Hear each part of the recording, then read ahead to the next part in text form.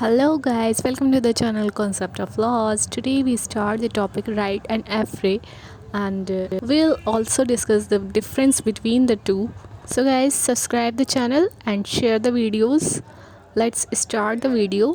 IPC का section 146 बात करता है राइट की, जहाँ पर भी कोई अनलॉफुल असेंबली या फिर उस असेंबली का कोई मेंबर जिनका कि कॉमन ऑब्जेक्ट होता है वो किसी फोर्स या फिर वायलेंस का यूज़ करते हैं, तब वो गिल्टी माने जाते हैं राइट के लिए।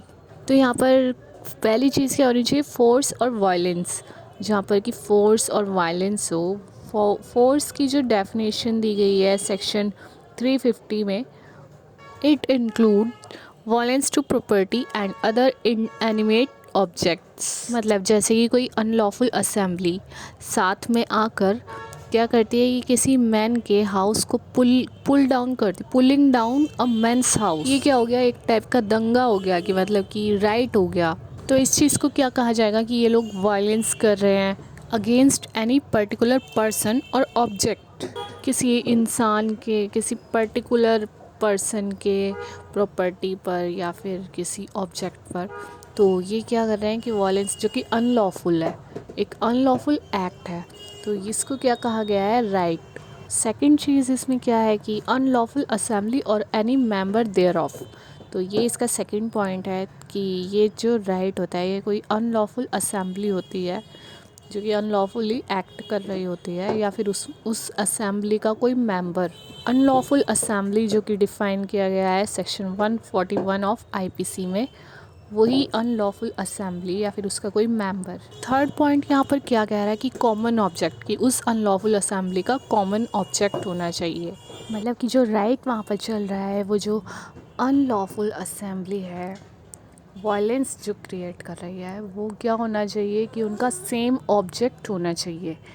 किसी एक ऑब्जेक्ट पर वो लोग ये वायलेंस क्रिएट कर रहे हैं, ये राइट कर रहे हैं, और ये जो उनका कॉमन ऑब्जेक्ट है ये क्या होना चाहिए, इलीगल होना चाहिए। सेक्शन 141 बात करता है उन उन ऑब्जेक्ट्स की जो कि अनलॉफुल होते हैं। अगर उस अनलॉफुल असेंबली का जो कॉमन ऑब्जेक्ट है वो अगर इलीगल नहीं होगा तो इसको राइट नहीं कहा जाएगा, तब चाहे फोर्स भी यहाँ पर यूज़ किया जाए उस अनलॉफुल असेंबली के किसी मेंबर द्वारा। लैंड का जो ऑनर है जिस पर कि राइट चल रहा है, तो उसकी क्या लायबिलिटी होगी, ये सब सेक्शन 154 में मेंशन है। तो लैंड का जो ऑनर है उसकी लायबिलिटी होगी अगर कि वहाँ पर अनलॉफुल असेंबली कोई राइट कर रही है। तो अगर उसमें क्या फैक्ट्स को प्रूव करना होगा कि अनलॉफुल असेंबली ने यहाँ पर राइट कमिट किया, और ये जो राइट यहाँ पर किया गया है, तो ये क्या है कि जो लैंड का ऑनर है उसके बेनिफिट के लिए किया गया हो, उस पर्सन का वहाँ पर इंटरेस्ट हो, और जो ऑनर है उसको ये रीज़न पर बिलीव होना चाहिए कि राइट यहाँ पर कमिट किया गया है। ये सब क्या है कि इससे क्या होगा कि जो ऑनर है लैंड का वो लायबल माना जाएगा।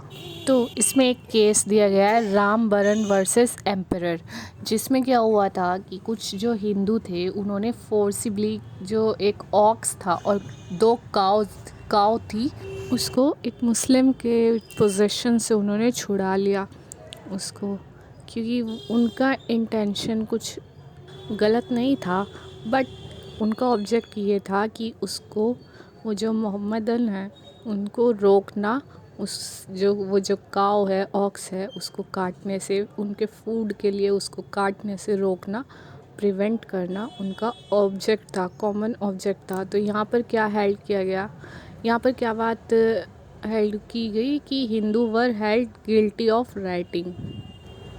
एक केस है बनवारी वर्सेस स्टेट, जिसमें कि दो ग्रुप जो थे लोगों के, दो पीपल्स के जो ग्रुप थे वो आपस में झगड़ा कर रहे थे। तो इस बात को हेल्ड यहाँ पर कोर्ट ने किया कि ये कोई राइट नहीं हुआ क्योंकि ये किसी कॉमन ऑब्जेक्ट के लिए नहीं था। Now we discuss एफ्रे।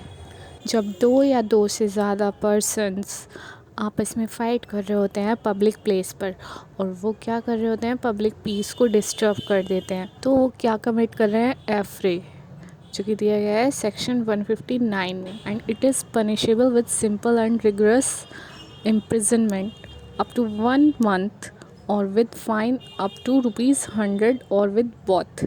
ये पनिशमेंट किस में दिया गया है? सेक्शन 160 में।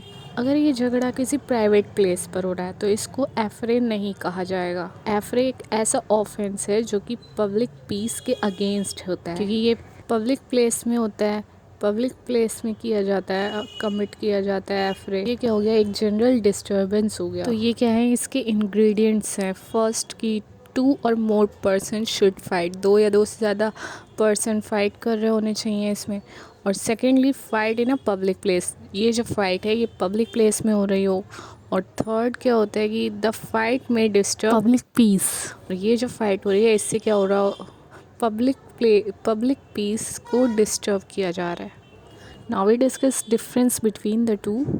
एफरे जो होता है वो 2 या 2 से ज़्यादा पर्सन्स के बीच में होता है, और राइट जो होता है उसमें कम से कम 5 पर्सन्स होते हैं। और एफरे जो होता है वो पब्लिक प्लेस पर होता है, और राइट किसी भी प्लेस पर किया जा सकता है, पब्लिक हो या प्राइवेट। एफरे में कॉमन ऑब्जेक्ट की ज़रूरत नहीं होती है। और राइट कमिट करने के लिए क्या होना चाहिए? उनका कॉमन ऑब्जेक्ट होना चाहिए।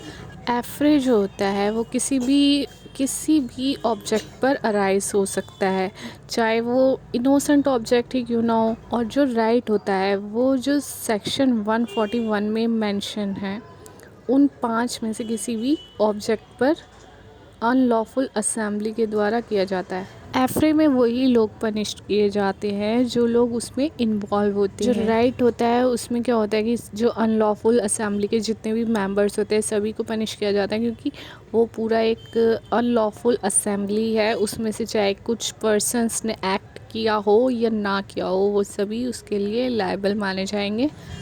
एफरे में क्या होता है कि जो एक्सरसाइज ऑफ फोर्स और वायलेंस है ये ज़रूरी नहीं होता है, और जो राइट है उसमें एक्सरसाइज ऑफ फोर्स और वायलेंस होना चाहिए, जभी वो राइट माना जाएगा।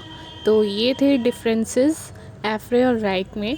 So hope you like the video. मिलते हैं नेक्स्ट वीडियो में, तब तक के लिए बाय बाय, टेक केयर।